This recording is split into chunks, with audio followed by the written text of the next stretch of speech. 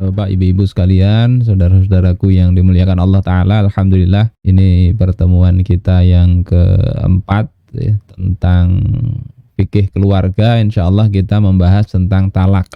Dan ini kadang jadi problem besar ya. Banyak keluarga yang kadang jadi tidak tenang. Ada yang sudah bercerai kemudian ternyata melakukan hubungan suami istri, hamil, punya anak. Nah terus gimana, pusing mikir ini anak sendiri atau tidak.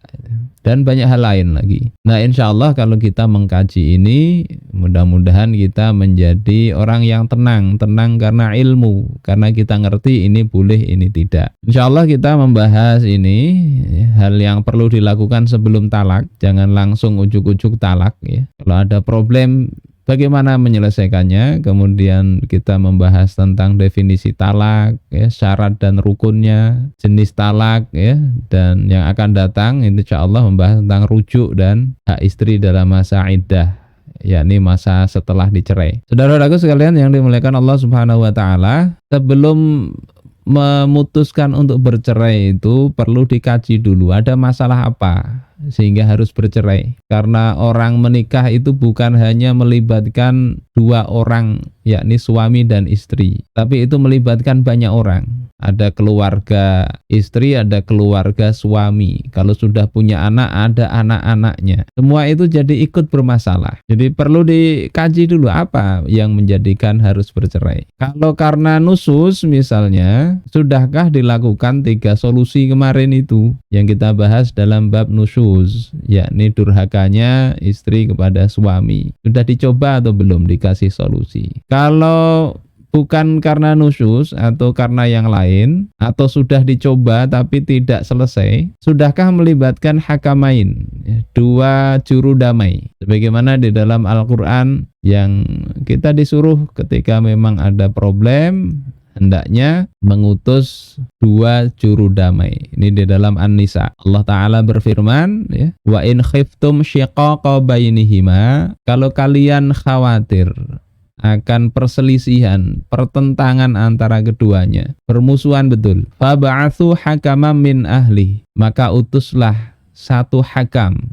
1 juru damai dari keluarga si suami, wa hakaman min ahliha, 1 juru damai dari keluarga si istri. Iyurida islahan yuwaffiqillahu bainahuma. Kalau mereka berdua ini menghendaki perdamaian, perbaikan, Allah akan memberikan taufik, memberikan jalan keluar kepada mereka berdua itu.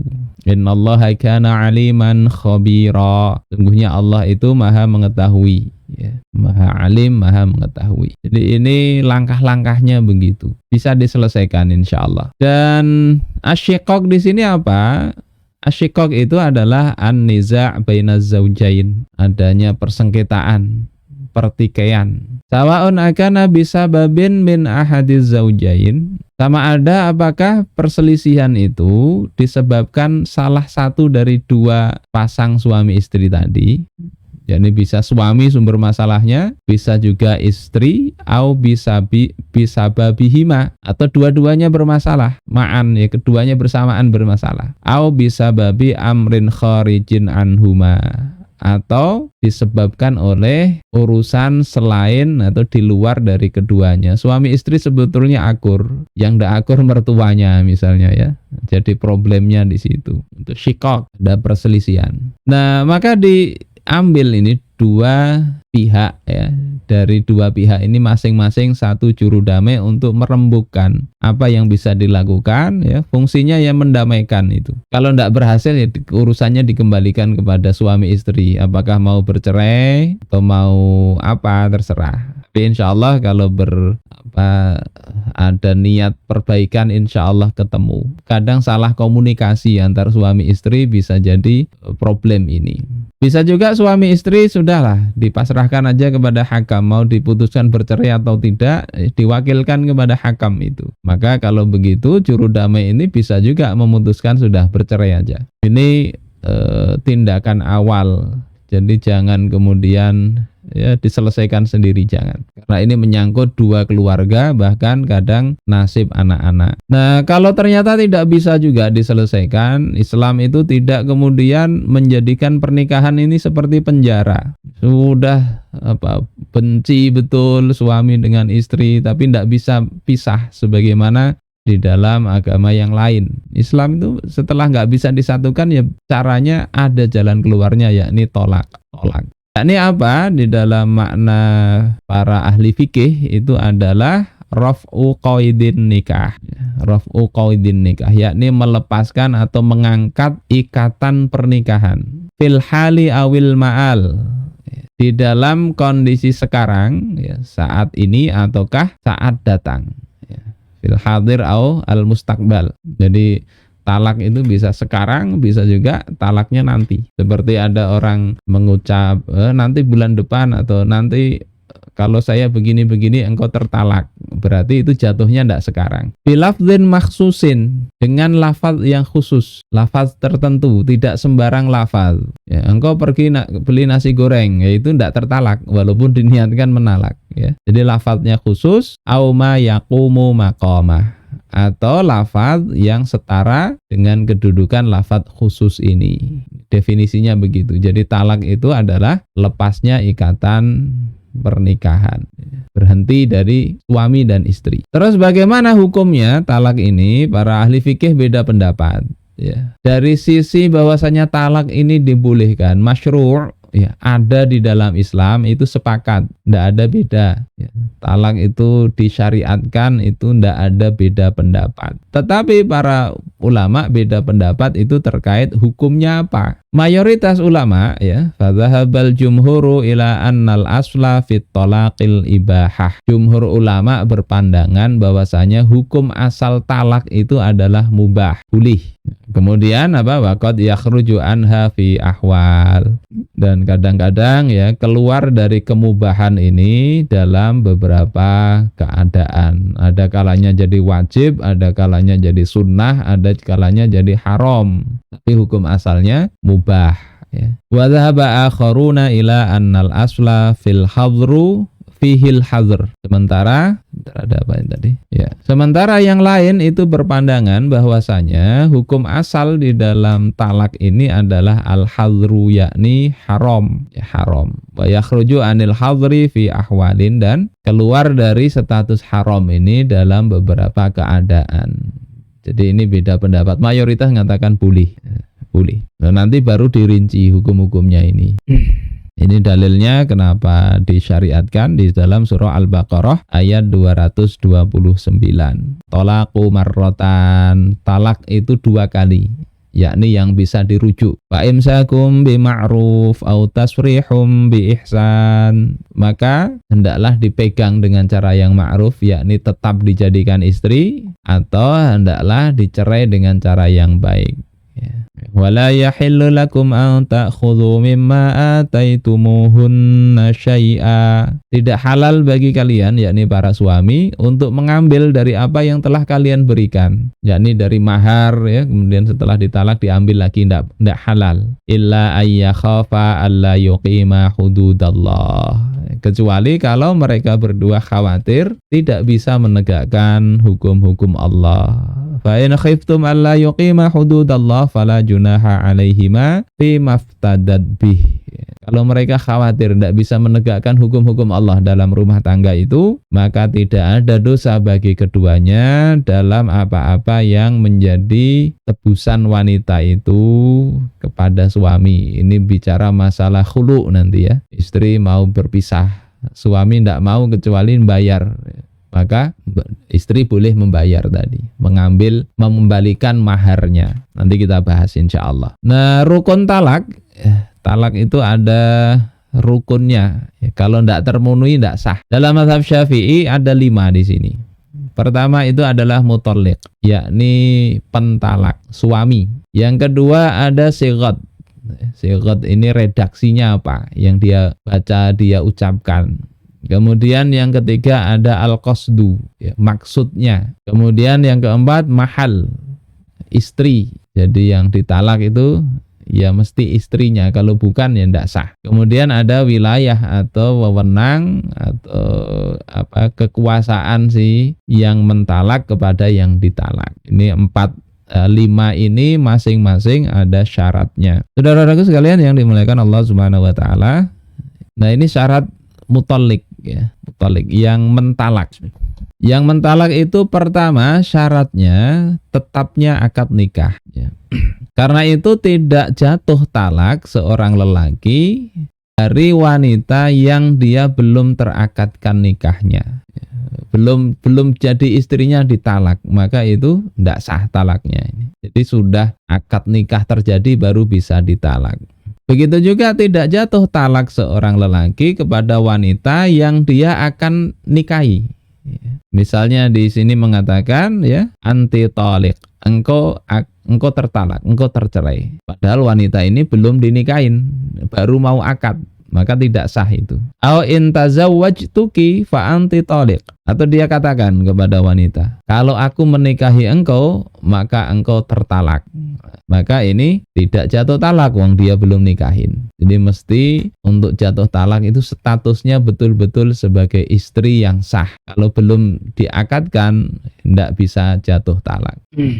Atau ini, au in dakhal tiddara fa anti taliq tsumma tazawwajaha. Kalau engkau masuk rumah ini, maka engkau terceraikan. Ya, kemudian dia nikahi itu, maka ya, ucapan cerai sebelum akad nikah itu tidak menjatuhkan talak. Ya, kira-kira enggak ada lah kayak gitu ya. Enggak ada. Tapi ini kalau ada seperti itu, sudah akad duluan ya, engkau kuceraikan setelah akad ini, maka belum jatuh.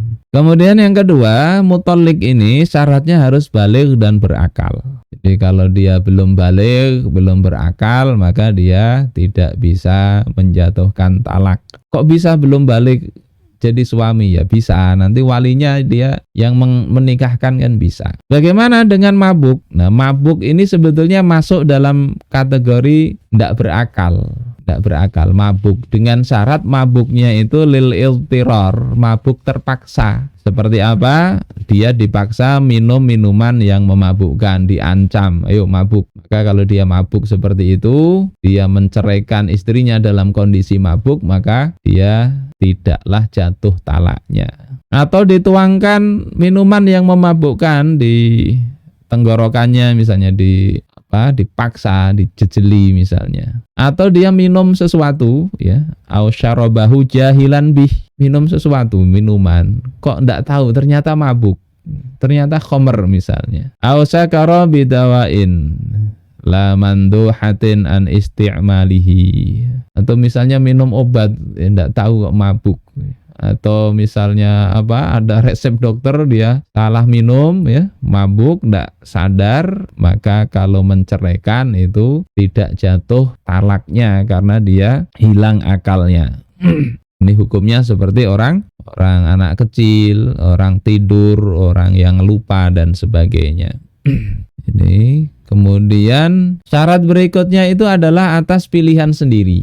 Jadi kalau dipaksa talak itu tidak jatuh. Nah, syarat dipaksanya ini pertama ayyakunal ikrah bi ghairi haq. Paksaannya itu tanpa hak. Kalau dipaksa yang hak itu seperti apa? Ya, seperti misalnya dia itu memudaratkan istrinya. Suka memukuli istrinya atau suka menelantarkan istrinya dan sebagainya. Kemudian qadhi atau hakim itu memaksanya untuk menceraikan, maka jatuh talak tersebut walaupun dia dipaksa oleh hakim. Kemudian yang kedua, ayakunal ikrah waqi'an bitahdid lahu mubasyaratan. Bahwasanya paksaan itu ya, itu terjadi dengan ancaman langsung, yang kemudian ancaman itu menghasilkan atau menyebabkan kemudaratan yang bersangatan, seperti dibunuh, dipotong, dipukul yang melukai ya, secara umum begitu, dianiaya. Misal juga misalnya dipukul sedikit, disakiti sedikit, tapi ini orang yang mulia, yang kalau dia ini ya tidak pantas digitukan, itu walaupun dipaksa sedikit dia terkategori dipaksa yang tidak membuat jatuh talak walaupun dia mentalak istrinya dalam paksaan itu. Kalau misalnya sekedar mertua marah-marah, sudah ceraikan istri kamu. Kemudian dia ceraikan. Nah ini tidak masuk kategori, tidak ada ancaman apa-apa. Kemudian yang ketiga, ayyakunal mukrih qadiran ala tanfidhi ma huddida bihi, ma haddada bihi. Orang yang memaksa itu mampu untuk melaksanakan ancamannya. Ya, kalau yang memaksa itu tidak punya kemampuan, yang dipaksa lebih kuat, ya tidak bisa. Ya, karena itu tidak bisa maksa mestinya. Yang maksa lemah, yang dipaksa kuat, tidak bisa memaksa. Kemudian dia menuruti paksaan orang yang semestinya bisa dia lawan itu, maka jatuh talaknya. Kemudian yang berikutnya, tidak muncul dari suami yang dipaksa itu kecuali kadar yang dipaksakan. Misalnya dia dipaksa, sudah istrimu engkau ceraikan talak 1, kalau ndak aku bunuh engkau. Yakin ini akan melaksanakan niatnya. Sekalinya suaminya mengatakan istrinya ditalak 2. Disuruh 1, talak 2 dia lakukan, maka jatuh talak. Tidak bisa dengan alasan saya dipaksa. Dipaksanya 1 kok dia kasih 2. Itu berarti dia rela. Kemudian yang kelima, bahwasanya terbatas terjadinya talak itu adalah dari lisan. Yakni dia dipaksa, kemudian dia ngomong, ya istrinya dia ceraikan. Ya, syarat dipaksa yang tidak menjatuhkan talak kalau dia ngomongnya sekedar di lidah. Tetapi kalau dalam hati memang dia niatkan, ya tetap jatuh talak itu meskipun dipaksa. Jadi 5 ini tadi syaratnya. Yang pertama, dia dipaksa bukan dalam urusan yang hak karena melanggar, memudorotkan istrinya. Yang kedua, memang yang memaksa itu ada ancaman yang memang membuat mudorot yang besar.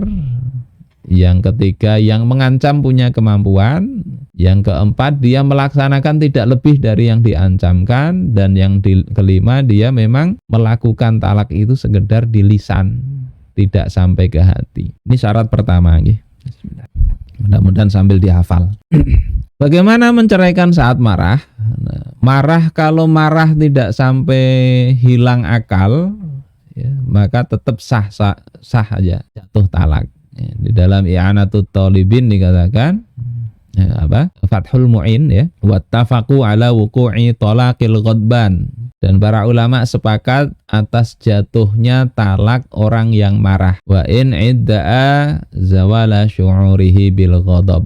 Ya, meskipun dia mendakwakan atau mengklaim kesadarannya hilang saat marah itu. Jadi jatuh talak saat marah. Mabuk tadi juga sama. Mabuk yang nggak jatuh itu kalau dalam kondisi yang terpaksa atau nggak sadar tadi. Ini minum apa nggak jelas, mabuk. Jadi kalau mabuknya sengaja, ya kemudian dia menceraikan istrinya dalam kondisi mabuk, maka itu tetap jatuh talak. Kemudian yang kedua, rukun dari talak itu adalah sighad. Sighad ini redaksi. Redaksi dalam menceraikan ini ada 2 dari sisi jelas tidaknya. Pertama, shorih. Shorih itu adalah redaksi, ya, alam yusta'mal illa fihi ghaliban lughatan au urfan, yang tidak digunakan kecuali untuk menceraikan secara umum. Jadi bahasa atau kalimatnya itu kalimat untuk menceraikan, baik secara bahasa atau uruf. Ya, nanti di dalam Al-Mu'tamad ini secara bahasa aja. Dan kalimat lainnya atau definisi lain itu masabata hukmuhu syar'i bila niyatin. Talak yang shorih, redaksi yang shorih, yang jelas itu adalah yang hukum syara' itu sudah ditetapkan, ya, jatuh talak meskipun tanpa niat. Itu sighad atau bentuk yang shorih. Apa lafadz yang shorih? Itu di dalam Al-Mu'tamad dijelaskan, yakni at-talaq, menggunakan kata talak. Kemudian firaq ini pisah. Kemudian syarah, ya, syarah ini sama, maknanya talak juga ketiga kalimat ini. Atau yang merupakan pecahan dari lafadz talak, ya, yang itu masyhur secara bahasa. Seperti misalnya perkataan tolak tuki, aku menceraikan engkau. Pakai bahasa Indonesia sama, pakai bahasa Arab sama, tolak tuki. Atau anti tolik, engkau tercerai. Atau apa? Anti mutallaqah, engkau adalah wanita yang terceraikan. Atau ya mutallaqah, atau pakai huruf nida panggilan, wahai wanita yang tercerai atau wahai wanita yang diceraikan. Jadi bisa begitu redaksinya. Oh ya toliq, ya. Atau misalnya mengatakan wahai toliq.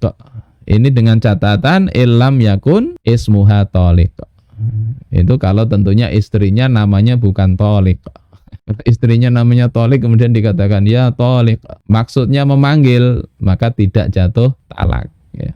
Ganti aja namanya kalau nama istrinya tolik. Walau qala talaqtu, ya. Andai dia katakan talaqtu, aku menceraikan, wa hudzifal maf'ulu bih, dan dibuang maf'ul bihnya, harusnya kan talaqtuki, aku menceraikan engkau. Engkaunya dibuang, aku menceraikan, enggak ada maf'ulnya. Atau dia katakan toliq, ya, tercerai, dia huruf apa, wa hadzful mubtada, antinya dibuang, jadi sekedar tercerai tanpa ada anti, engkau tercerai, enggak begitu. Atau membuang huruf nida, yang ini ya mutallaqah misalnya, atau tolik saja, ya tolik, ya-nya dibuang, lam yaqa'at talaq, maka tidak jatuh talak, ya, karena ndak sharih tadi. Jadi ini penjelasan, makanya hati-hati kalau mengucapkan kata aku ceraikan engkau, ya, engkau tercerai, kita apa, kalimat-kalimat ini, ya, tercerai, talak, jatuh talakku, engkau ku talak 3 atau engkau ku talak, engkau tercerai dan sebagainya diucapkan kepada istrinya, maka itu tanpa niat pun itu tetap jatuh talak. Ini dalam bahasan fikih Islam. Kalau dalam undang-undang sekarang nggak tahu saya, sudah berubah itu. Kemudian yang kedua itu adalah redaksi yang sifatnya kinai atau kinayah, yakni apa? Malam yudha' al-lafdhu lahu, yakni lafadz yang memang tidak dibuat untuk bercerai, wahtamalahu wa ghairuh, tapi mengandung pengertian cerai juga mengandung pengertian yang lain. Ini kata kinayah itu begitu. Di sini dikatakan hatta lau ishtahara urfan, ya, hingga meskipun secara adat lafadz itu masyhur litolak, untuk talak, fahuwa kinayah fil asoh, maka itu dihukumi kinayah dalam qaul yang asoh. Memang ada beda pendapat, tapi yang lebih sahih menurut mazhab Syafi'i, walaupun lafadz itu masyhur untuk talak, itu masuk dalam kategori kinayah. Misalnya sudahlah engkau pulang saja ke rumah orang tuamu, maka itu masuk kinayah. Atau di sini dikatakan halalullahi alayya haram, ya, yang halal Allah halalkan bagiku haram, maksudnya dia itu haram. Awil halalu alayya haram, yang halal haram bagiku, maksudnya istrinya haram. Au haram tuki, atau dia katakan aku haramkan dirimu, maka ini kinayah, ya. Au anti alayya haram, engkau itu haram atasku, maka itu lafaz kinayah, dan seterusnya. Nah, kinayah ini lafaz yang kalau tidak disertai niat, dia itu tidak jatuh talak. Jadi ngomong itu dalam rangka apa? Kalau tidak disertai niat mencerai, tidak jatuh talak itu. Sudah engkau pulanglah, ini sudah saya kembalikan kepada orang tua, kepada mertua. Nggak menggunakan kata talak, nggak menggunakan kata cerai, itu jatuhnya kinayah. Kalau suaminya meniatkan itu sebagai cerai, maka jatuh perceraian itu. Nah terus tulisan itu masuk kinayah, tulisan WA atau apa, kinayah itu. Jadi tidak kemudian langsung jatuh talak. Kalau memang diniatkan mencerai, jatuh perceraian walaupun dengan tulisan WA, SMS dan sebagainya. Di sini dikatakan wa idza kataba zaujun natiq at-talaq, ketika seorang suami yang dia bisa berbicara itu menulis tentang talak, kemudian dia membaca apa yang dia tulis itu. Dia tulis kemudian dia baca saat menulis atau setelahnya, maka ini termasuk kategori talak yang sharih. Jadi dengan niat apa tidak jatuh talak. Misalnya dia nulis ini amma ba'd fa anti taliq.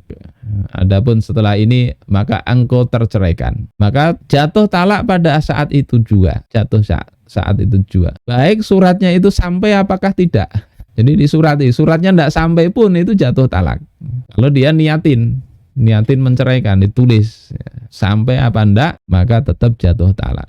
Adapun jika suaminya ini gaib, tidak ada, kemudian menulis surat cerai kepada istrinya dengan lafadz yang sharih atau kinayah, lafadznya jelas atau kinayah, ya kiasan atau kalimat yang tidak jelas tadi, wanawat tolak, dan dia memang meniatkan talak, kemudian dia kaitkan dengan sampainya surat, misalnya idza balagaki kitabi fa anti taliq, jika suratku sampai, tulisanku ini sampai kepadamu, maka engkau terceraikan.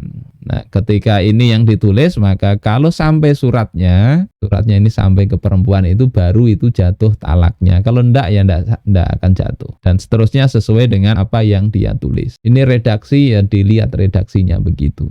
Mudah-mudahan jelas ya. Kemudian dari sisi sighat itu ada tanjiz dan ta'liq. Tanziz itu adalah at-talaqul khali fi sighatihinna apa? Ini fi sighatihi anit ta'liq wal idhofah. Ini harusnya pakai spasi ini. Talak yang munajjas atau tanjis, yakni yang terjadi saat itu juga, itu adalah talak yang tidak ada di dalam redaksinya itu ta'liq catatan wal idhofah dan sandaran. Jadi lafaznya mutlak, ya, engkau terceraikan, maka itu talak yang tanjis, jatuh talak saat itu juga. Au idhabi ila baiti ahlik, atau udah pergilah engkau ke rumah orang tuamu, dan dia niatkan talak, maka jatuh talak saat itu juga. Kemudian ada talak yang mu'allak, yang ini biasa dibaca di Indonesia ini, setelah akad nikah justru disuruh bercerai. Baca sighat ta'liq itu artinya nyuruh bercerai. Barusan akad sudah suruh menceraikan. Talak juga itu, tapi ta'liq enggak langsung. Yakni apa? Rabtu husuli madmuni jumlatin bi husuli madmuni jumlatin ukhra. Mengaitkan terjadinya apa yang dikandung sebuah kalimat talak dalam hal ini, dengan terjadinya apa yang dikandung oleh kalimat yang lain. Sama ada apakah yang dikandung itu dari sisi yang mencerai atau yang dicerai atau yang lain. Ini talak mu'allak, yang biasanya kalau sighat ta'liq itu, ya saya berjanji akan mempergauli istri saya dengan cara yang ma'ruf. Kemudian jika saya menyakiti badan istri saya, atau apalagi tidak menafkahi istrinya, tidak selama 3 bulan dan seterusnya, kemudian istrinya tidak rela, kemudian mengadukan ke hakim, membayar 10.000 sebagai iwad, kemudian 10.000-nya itu diberikan kepada kementerian, ya, diwakilkan untuk itu, maka jatuhlah talak dia 1 kepadanya. Nah, itu menceraikan istri dengan ta'liq. Makanya ta'liq talak. Itu tidak terjadi perceraian saat itu. Terjadinya perceraian kalau si suami melakukan apa yang dikandung oleh kalimat yang dibaca itu. Kemudian istri melakukan apa yang dikandung oleh kalimat itu. Baru itu jatuh talak. Ya. Makanya hati-hati juga itu. Katakan kalau engkau melakukan begitu, engkau tercerai. Ternyata dilakukan, maka itu jatuh talak itu. Jatuh talak. Kemudian rukun ketiga itu maksud. Ya, al-qasdu. Ini terkait dengan sighat atau redaksi dan juga syarat dari si pencerai, yakni suami. Ya, sehingga misalnya seorang suami yang baligh berakal mengucapkan suatu redaksi talak yang sharih ataupun yang tidak sharih, yang kinayah, maka dia mestinya mengarahkan kalimatnya itu kepada jatuhnya talak. Kalau tidak, maka itu tidak terjadi perceraian. Ya, misalnya apa? Orang tidur ngomong menceraikan istrinya, maka itu tidak jatuh talak, meskipun kalimatnya sharih atau kiasan, karena dia tidak ada maksud itu. Kemudian orang gila, sabakul lisan ini salah ngomong, keseleo lidah, mau ngomong apa gitu jadi menceraikan, itu tidak dihitung karena tidak ada maksud. Maka ini 3 golongan ini tak jatuh talak. Yang keempat itu panggilan, seperti yang disinggung di sebelumnya. Kalau misalnya istrinya namanya Thaliq, kemudian dikatakan ya Thaliq, wahai tolik. Maka itu kalau dimaksudkan manggil istrinya ya tidak jatuh talak. Tapi kalau dimaksudkan itu menceraikan istrinya ya dia jatuh talak. Ya. Jadi al-qasdu ini masuk dalam kategori di sini bahasannya. Ya. Yang sabakul lisan ini di sini, misalnya nama istrinya Thariq atau Taliban atau Talian, ya. Talian. Kemudian dia salah ngomong, jadi Talian jadi Taliq. Maka dia tidak jatuh talak, cuma salah ngomong, tidak ada maksud itu. Tapi kalau salah makhraj saja maksudnya mentalak ya, dia jatuh talak. Ya. Saya tolik pakai kaf. Ada orang main-main gitu, saya tidak mencerai kok, ini cuma pakai kaf. Ya. Jadi maksud ini penting ya. Nah, kalau dia melamar ya, dengan memanggil ya, khotobah. Dia memanggil dengan talak tapi dia maksudnya bersenda gurau. Ya. Tapi lafadz yang dipakai itu lafadz yang memang digunakan untuk menceraikan. Ya. Misalnya di sini dia berkata kepada istrinya ya, dengan senda gurau, ya, tolak tuki, ya, tolak tuki, senda gurau, engkau ku ceraikan. Maka ini jatuh talak nih. Meskipun maksudnya senda gurau. Karena kalimat itu jelas dan dia dalam kondisi sadar. Berbeda dengan yang nggak punya maksud tadi, orang gila, orang tidur, atau orang yang namanya memang tolik atau dia sabakul lisan tadi. Itu nggak punya maksud. Kalau ini orang sadar kemudian dia tahu kalimat itu maknanya adalah untuk menceraikan dan dia jadikan senda gurau, maka itu jatuh juga talaknya. Sebagaimana dalam hadis, salasun jidduhunna jiddun wa hazluhunna jiddun. Ada 3 perkara yang seriusnya itu dianggap serius dan guyonnya juga dianggap serius. Apa? An-nikahu nikah, wat tolaku tolak, war raj'atu dan rujuk. Nikah, tolak dan rujuk ini tidak ada main-main. Main-main itu tetap dianggap serius ya. Nah, ini yang paling hati-hati juga, walau khotaba rajulun imra'atan bitolakin. Andai seorang lelaki itu memanggil seorang wanita dengan tolak ya, menceraikan seorang wanita, wa huwa yadhunnuha ajnabiyah. Sementara yang lelaki ini mengira itu adalah wanita asing, bukan istrinya. Oh, ini engkau kuceraikan, dikiranya bukan istrinya. Misalnya gelap atau apa gitu. Au miwara hijab, hijab atau di balik hijab. Atau di kitab lain itu di pasar, itu wanita yang di pasar kuceraikan. Sekalinya istrinya di sana, maka jatuh talak, itu jatuh cerai.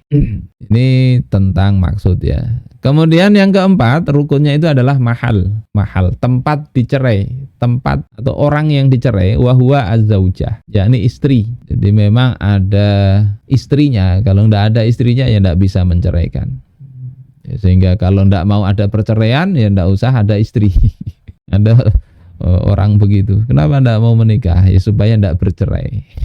Ini kata Imam Al-Mawardi, at-talaqu la yaqa'u illa min zaujin. Talak itu tidak terjadi kecuali kalau bersumber dari suami.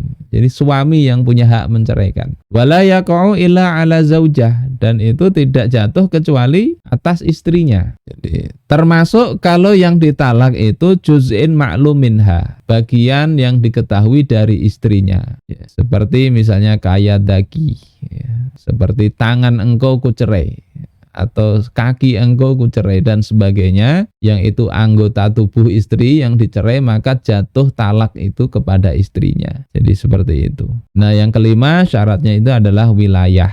Wilayah itu artinya ada kekuasaan atau ada wewenang dari si suami kepada istrinya. Apa maksudnya? Bahwasanya istrinya itu memang statusnya istri yang sah atau dalam masa iddah dari talak raj'i. Nanti kita bahas talak raj'i itu talak yang masih bisa dirujuk ya, tanpa akad baru. Sehingga kalau dia menceraikan istri dalam masa iddah ya, jatuh talak. Kalau talaknya itu talak bain ya, maka dia itu tidak jatuh talaknya, tidak jatuh. Sudah ditalak 3 misalnya, dia talak lagi, maka talak yang setelah talak 3 itu tidak jatuh talak. Atau talak bain seperti kasus yang di mana itu? Bogor ya. Ada wanita sebelum dukhul sudah ditalak, itu talak bain, bain sughra, enggak bisa rujuk, dan ditambahi talaknya enggak jatuh. Enggak jatuh. Atau sudah masa iddahnya habis ditalak lagi, enggak jatuh talak itu. Ini dari sisi syarat-syaratnya, jadi ada 5 rukunnya dan masing-masing rukun ada syaratnya. Baru itu talaknya terhitung sah. Nah, berikutnya ada jenis talak itu raj'i dan ba'in. Apa itu? Raj'i itu yang boleh kembali menjadi istri, suami dalam masa iddah min ghairi isti'nafi aqdin, tanpa harus melakukan akad lagi. Ya, tinggal katakan raja'tuki, aku rujuk kepada engkau, atau kalimat yang lain, maka sudah kembali statusnya sebagai istrinya. Ini talak raj'i. Kemudian ada talak bain. Talak bain itu yang akad nikah langsung putus saat itu tanpa ada peluang untuk kembali lagi, kecuali dengan cara akad yang baru, ya, dalam bain sughra. Nah, ini rinciannya begini. Raj'i ini syaratnya sudah dukhul. Jadi kalau punya istri belum dukhul sudah dicerai, itu jatuhnya bukan talak raj'i, ya. Nggak bisa rujuk, sudah nggak ada masa iddah si wanita itu, ya, belum dukhul si suami. Kemudian talak raj'i ini talak yang kurang dari 3, ya. Talak 1 atau talak 2 itu masih bisa kembali tanpa akad nikah baru. Dan yang ketiga tanpa bayaran. Kalau si istri membayar untuk bisa dicerai suami, maka itu bukan talak raj'i. Jadi nggak bisa rujuk. Nah, talak bain itu ada 2, ada sughra, ya. Sughra ini yakni talak wanita yang dinikahi tapi belum dukhul sudah ditalak. Maka talak bain sughra, langsung dia statusnya wanita asing, ya. Nggak ada rujuk, nggak ada. Kalau mau nikah lagi boleh. Bain sughra. Yang kedua dengan bayaran, yakni tadi yang kita bahas di ayat awal tadi, ya, talak tebus tadi. Maka itu jatuh talak bain sughra. Yang ketiga, masa iddah sudah habis, ya.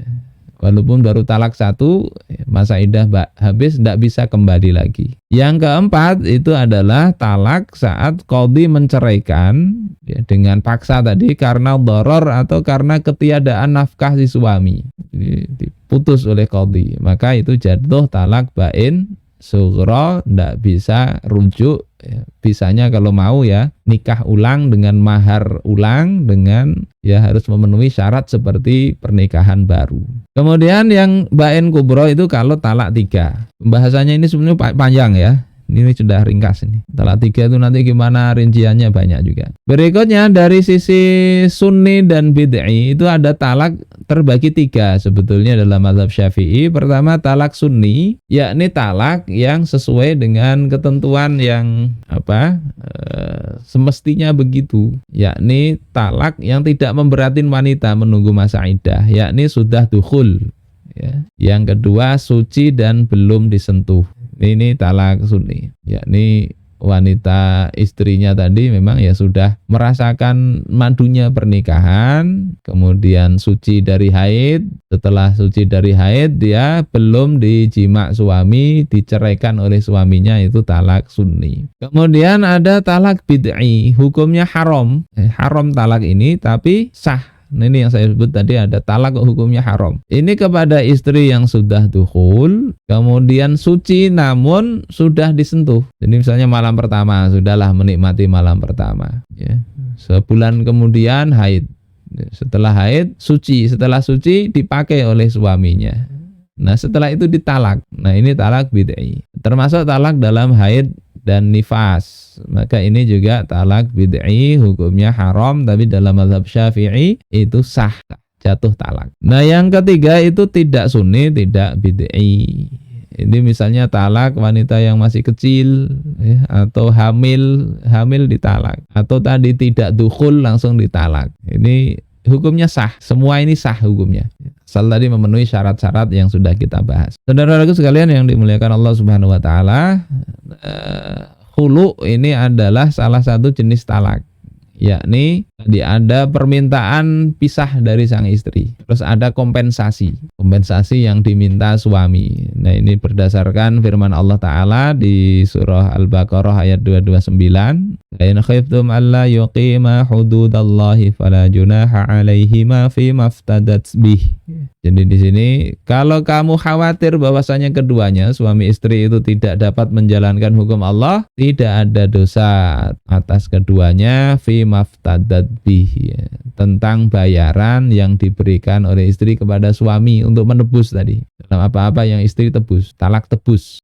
Jadi suami dapat lagi, dapat harta lagi. Ini berdasarkan riwayat dalam hadis Imam Bukhari, ya, ada Jamilah binti Ubay bin Salul. Ini Ubay bin Salul ini apa?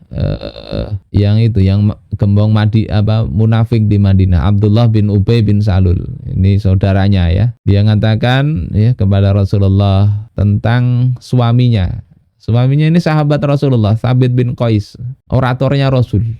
Tapi mengatur keluarga, istri ini banyak nggak betah. Karena apa? Karena fisiknya ndak sebagus oratornya. Kata beliau, ma'atibu alaihi fi khuluqin waladinin. Aku nggak mencela dia, yakni Thabit bin Qais ini, suaminya ini, dalam hal akhlak maupun agamanya. Walakinni akrahul kufra fil Islam. Tapi aku ndak senang, khawatir kalau kufur nikmat di dalam Islam, ndak bisa bersyukur dapat suami begitu.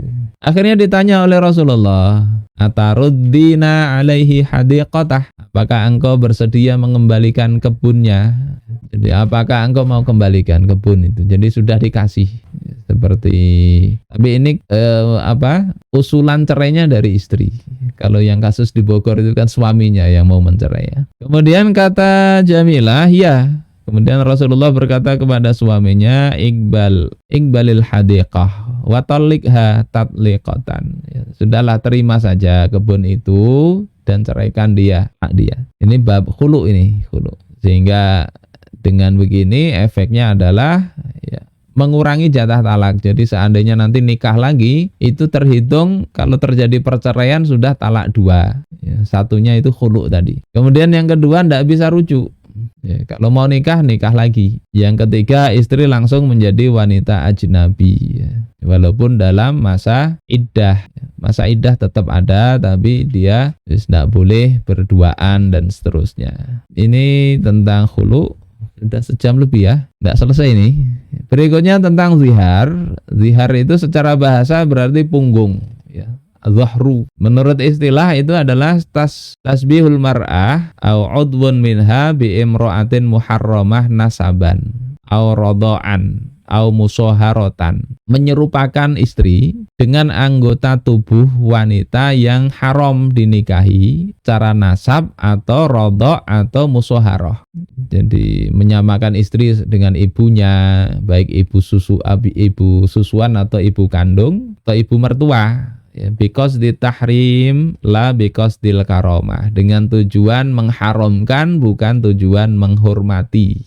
Dan hingga kadang sering orang salah paham, ini menyebut istrinya dengan panggilan umi, ibu, bapak. Nah, itu tidak apa-apa sebetulnya, karena qasdunya bukan qasdu tahrim, itu qasdu al karomah, menghormati. Contohnya apa? Suami mengatakan, ini dalam tradisi Arab, ya, anti alayya ka dhahri ummi. Engkau bagiku seperti punggung ibuku. Kenapa disebut punggung? Karena yang biasa dinaiki itu punggung. Istri ya seperti itu. Dan hukumnya apa? Ya, di sini dikatakan misalnya di Al-Majmu' kata Imam An-Nawawi, wa in qala anti alayya ka ummi au misla ummi au misli ummi lam yakun ziharon illa bin niyah.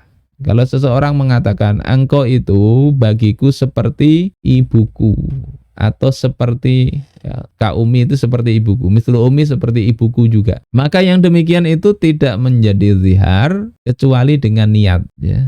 Kenapa? Li'annahu yahtamilu annaha kal fit tahrim au fil karomah. Karena ungkapan tadi itu mengandung makna seperti ibu di dalam hal haramnya menikah atau seperti ibuku di dalam hal kemuliaannya. Falam yuj'al ziharon min ghairi niyah, maka tidak dijadikan sebagai zihar tanpa adanya niat. Jadi insya Allah clear kalau ungkapan sebutan bapak dan sebagainya tidak apa-apa. Nah kalau terjadi zihar ini tidak dipisah, tapi ada kafarohnya. Tidak boleh berhubungan kecuali setelah membayar kafaroh. Nah kafarohnya apa? Di dalam Al-Quran dijelasin. Ya, pertama memerdekakan budak. Kalau nggak sanggup itu puasa 2 bulan. Berat ya ini ya. Kalau nggak sanggup juga beri makan 60 orang miskin masing-masing 1 mud. Ini yang paling memungkinkan sekarang. Mungkin ini untuk pertemuan kali ini yang belum terbahas. Insya Allah kita lanjut di pertemuan berikutnya. Ya, mudah-mudahan Allah beri kesempatan.